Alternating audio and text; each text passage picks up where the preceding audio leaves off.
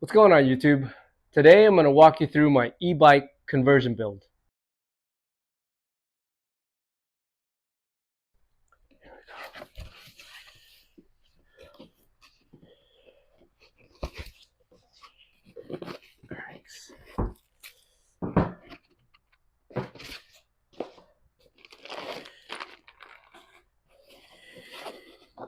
Here it is. Look at that.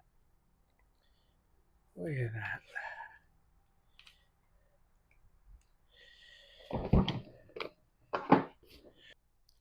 All right.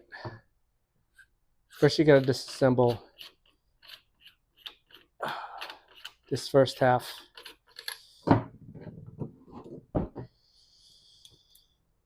So you could slide it in to the bottom bracket.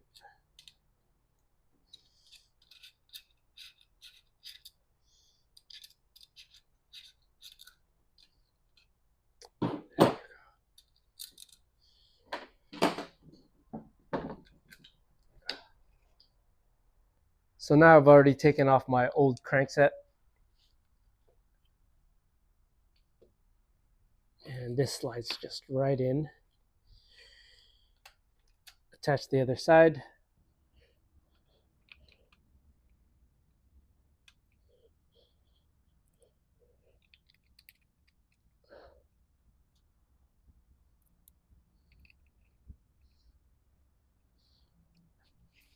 The kit also comes with a few washers. Just make sure you use the appropriate ones.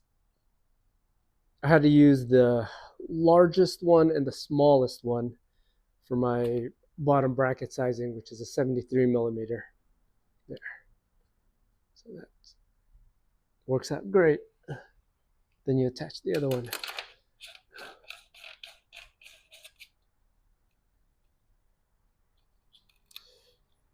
There. Bracket on to hold this in place.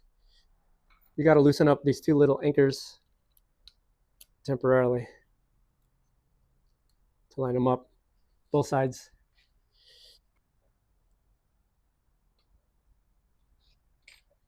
The kit comes with two sets of screws.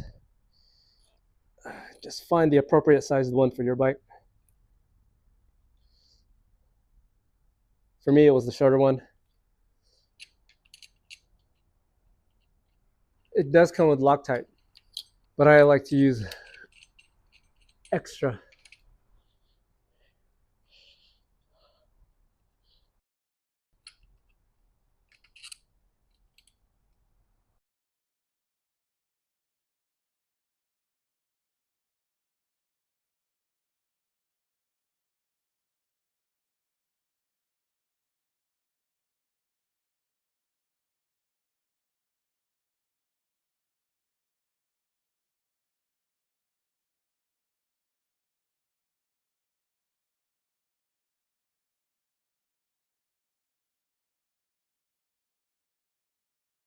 Now you crank both sides down evenly. And don't forget to lock these pivoting bottom anchors.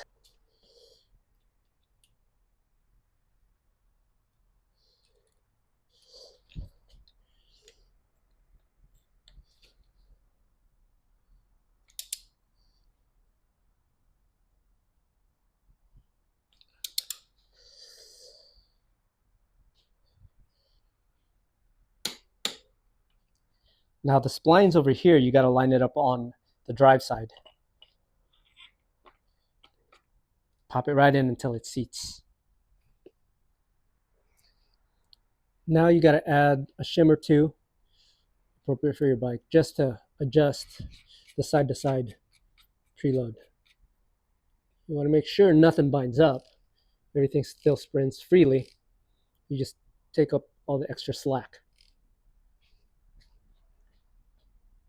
Now to crank it down.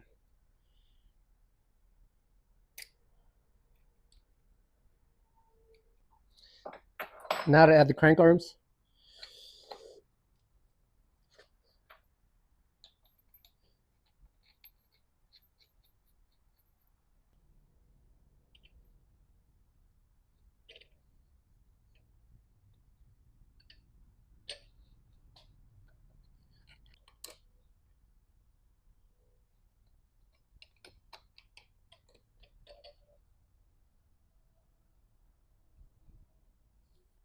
Also, check to make sure that there's not a lot of pressure on that collar. If you can see, I have just a tiny bit of space once I torqued it down. That way it's not binding. Everything's still moving freely. On to the other side.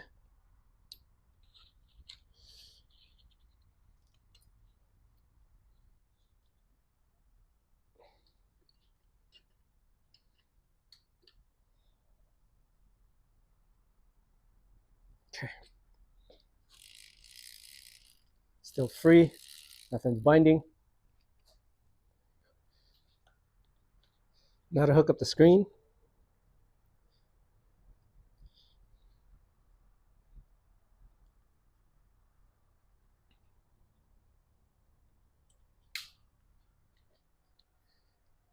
And now for the thumb throttle.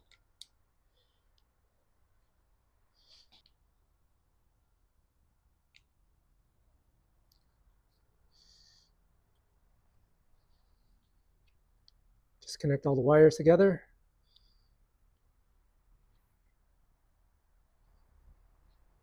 Line up the arrows.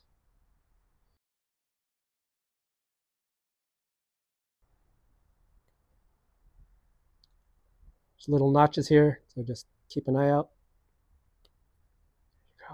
Clean up the wires. Now to attach the speed sensor.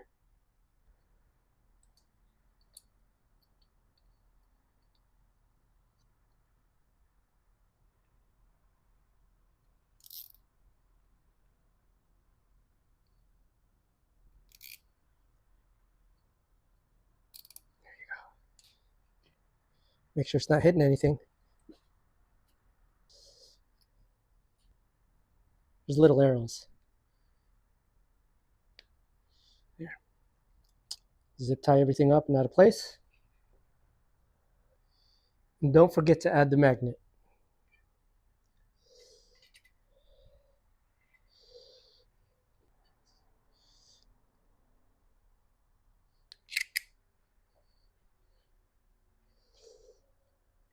The next step is to download the display manual so you can power everything up. Here's the thumb throttle. Yes. Now to button everything up. I fabricated this plastic tray, used the water cage bolts to hold it down. That way I could put the battery as low in the center as possible. Used a couple of straps, Velcro straps, to hold everything in place.